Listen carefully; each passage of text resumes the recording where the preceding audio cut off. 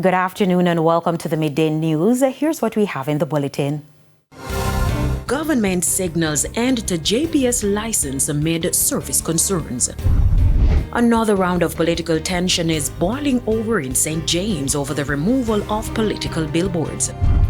And later in sports, 2019 World Champion Tajay Gale confirms medical exemption after missing recent national championships. Thank you for joining us. I'm Carrie Simpson. Here are the details.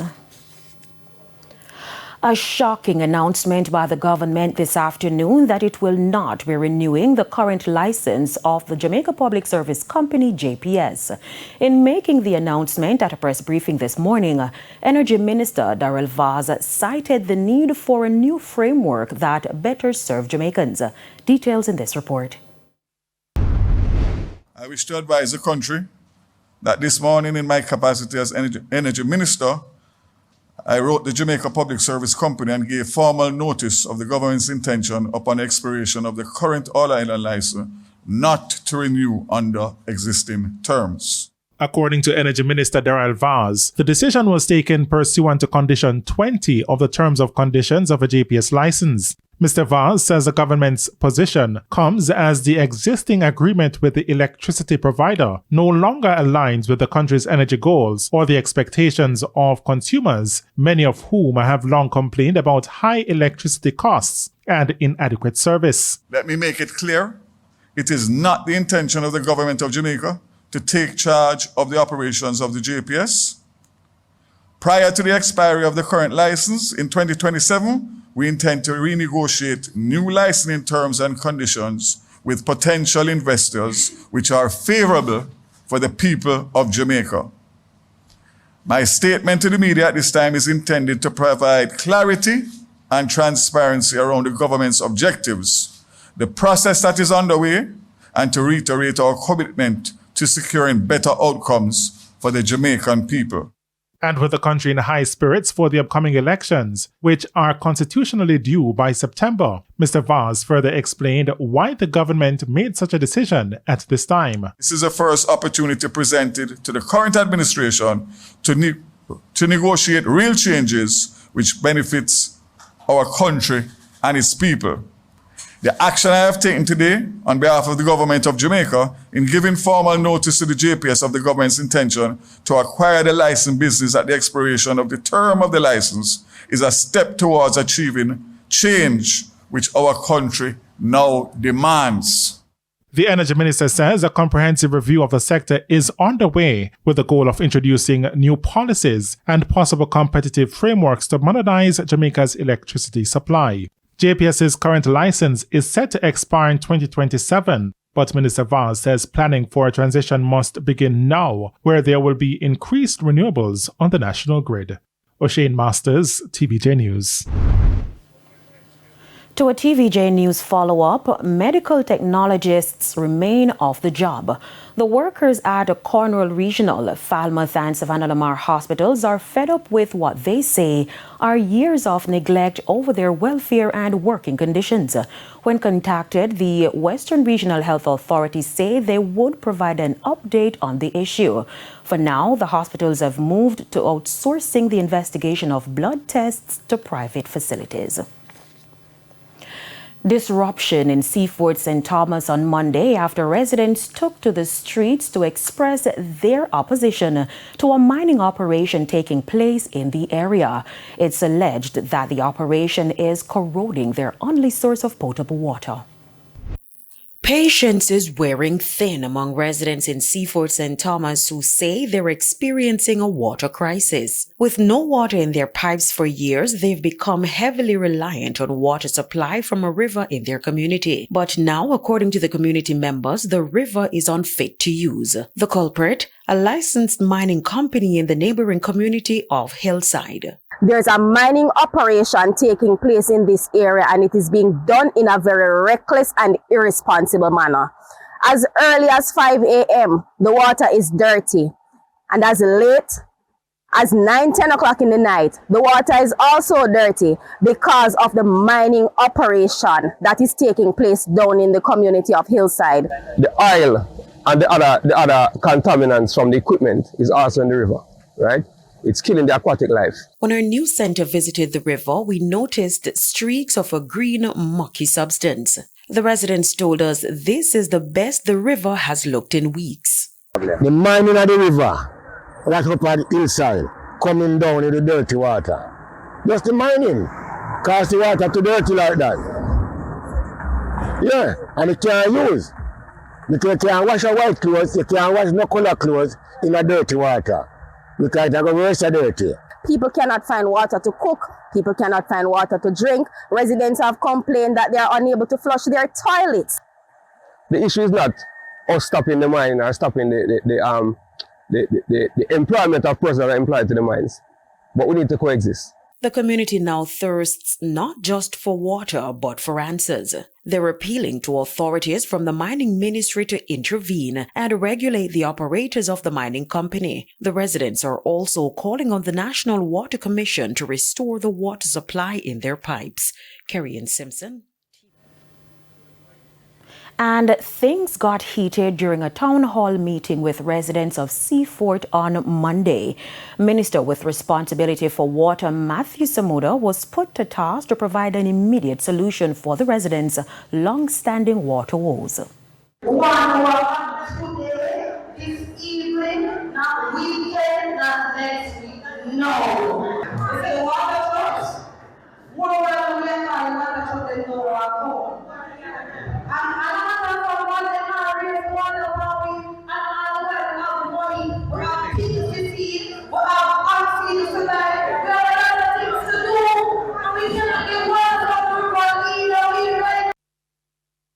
Minister Samuda gave his commitment to addressing the issue in short order. I cannot. And if that's what you want to hear, I'm going to tell you something is a lie. But we have given the commitment and the update of what is happening and we fix it in short order. It will not be fixed this evening. It will not be fixed this evening. It is going to be improved in the coming weeks and coming months. And certainly 18 months, it will come to an end next year. That is the honest answer. And as for the mining operation taking place in the area, Minister Samuda said the matter will be investigated. 2 men are dead following a fatal collision along Old Harbour Road in Spanish Town on Monday. TVJ News understands that about 4 a.m., 44-year-old Carlos Price was driving a grey Honda Fit along Old Harbour Road, while 26-year-old Shandy Williams was driving a grey Nissan in the opposite direction. It's understood that both vehicles collided in the vicinity of Shedwin Park. Now, both vehicles were damaged and the drivers trapped in the mangled remains. They were rushed to hospital where they were both pronounced dead. Another round of political tension is boiling over in St. James, this time over the removal of billboards belonging to Dr. Andre Horton. The St. James Municipal Corporation has once again taken down several of Dr. Horton's billboards, citing breaches of local advertising regulations. We are currently at the Long Hill Reading intersection, where you notice we have several revenue boards here. And the individual again once post a sign now on the road furniture, which is now blocking part of the safety road instructions. So the individual will be served a discontinuance notice today. The discontinuance notice on the layman term is that, yes, while you can advertise in the space, do not block the road furnitures for instructions and directions and other activities within that space. But that was not the only signage for the PNP candidate which was taken down. Chairman of the Commercial Services Division at the St. James Municipal Corporation, Councillor Arthur Lynch, says the other sign was placed at the Pie River Cemetery, which is a spot reserved for paying customers. This individual continued to disregard the law. Remember, they sought an injunction to prevent us from removing what we deem as illegal, and they were successful in that regard. However, the ruling was so clear that in our revenue space, they must pay, a matter that started this contention from day one. As far as I'm aware, as the chairman of the Commercial Services Committee at the St. James Municipal Corporation, no payment was made by his entity to use this space. Therefore, it was illegally placed. Several other advertisements were also removed from the space by the municipal corporation. In the previous incident, the removal of political signage for Dr. Andre Horton by the municipal corporation was met with strong opposition from the PNP, which accused the corporation, led by Jamaica Labour Party, of political bias and unfair targeting. Dr. Horton at the same time slammed the removals, arguing that similar billboards supporting the JLP have been left untouched. He's demanding transparency from the municipal authorities and equal treatment for all candidates, regardless of political affiliation. Energy Minister Darrell Vaz has announced that several communities in Manchester will benefit from incentives under the government's rural electrification program. These include Litchfield, Silent Hill, Craighead and surrounding areas. Minister Vaz says households connecting legally to the national grid will receive free house wiring, a service that typically costs about $150,000. Connection done, but this government estimates that the average bill is between $8,000 and $10,000 a month for the regular houses that are being wired. We are giving you through the JPS $4,000 in credit for 6 months after the rewire to give you an opportunity to get yourself together. The initiative aims to support rural residents in accessing electricity safely and affordable. The announcement was made during an address to JLP supporters at Homewood Technical High School in Christiana on Sunday. Your own destiny. And this is something that no other government has done and put the amount of money that we have put, $2 billion Jamaican dollars in this program alone. And we are intending to get all houses wired that want to go on the grid and pay JPS. Too many children are dying, too many houses are being burned down because of irregular connection. Prime Minister Dr. Andrew Holness says rural areas are now booming with new housing developments. Speaking at a party meeting in Manchester over the weekend, Dr. Holness noted that many of these houses are being built by private investors. To facilitate the rapid expansion, he added that plans are in the pipeline for the Greater Mandeville Water Supply Project to be fully implemented. Once and for all, we will ensure that there is water in all the rural reaches of Manchester, so that everybody who lives in this parish will be able to have water in their homes. They can go in the shower and turn on the pipe and say, shower.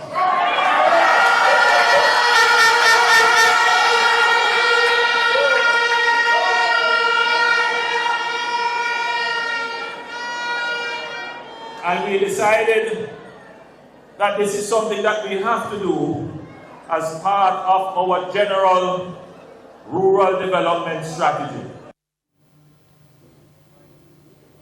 The police are seeking the public's help in locating 82-year-old Corshella Morgan. The Canadian citizen was last seen in Dover District, St. Catherine on Saturday. She was wearing a patterned white blouse with a black skirt. Now, anyone knowing her whereabouts is being asked to contact the nearest police station. And it's time for a break. Stay with us. More stories when we return. Welcome back to the Midday News, and it's now time for the Business Minute. Tropical Battery is reporting that its net profit stumbled by 90% to $2.78 million during its second quarter ending March 31. Gross revenues for the period climbed by 5.1% to $1.63 billion, compared with $1.5 billion during the similar period of last year. Tropical Batteries, however, reporting that its total comprehensive income climbed by 15% to $28.1 million, compared with $24 million last year.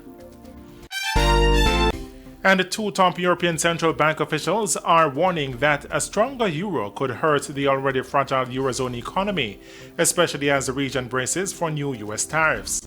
The euro has jumped about 9% against the US dollar since April, as investors grew wary of President Donald Trump's unpredictable economic policies. But ECB policymakers say the rising currency, combined with expected 10% US tariffs, could significantly weaken European exports and slow growth. EU officials now see the tariffs as a baseline scenario, with talks still ongoing ahead of a July 9 deadline. For the Business Minute, I'm Shane Masters. Time now for the top stories from around the world. In the region, in Belize, public servants have voted to accept the government's latest salary and increment proposal. The Public Service Union, PSU, reported that over 75% of its members approved the deal, which includes a 4% salary increase starting this October and a further 4% in 2026, along with the potential payout of 2 long frozen increments. While the vote is seen as a step forward, the PSU president, Dean Flowers, says it's just the beginning of a potential longer struggle for transparency and accountability. On the international scene, the US Senate has held marathon voting sessions throughout the night on a sprawling budget bill that is critical to President Donald Trump's agenda. The One Big Beautiful Bill Act, running to nearly 1,000 pages, includes increased spending for border security, defense and energy production, offset to a degree by cuts to healthcare and food support programs.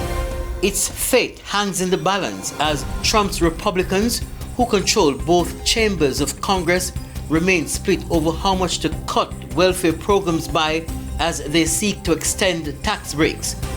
If approved in Senate, the bill will return to the lower house of representatives for final vote before being sent to Trump to be signed into law. And those were the top regional and international stories. I am Kirk Wright. Thank you, Kirk. And we head to a quick break. When we come back, we'll have your midday sports report.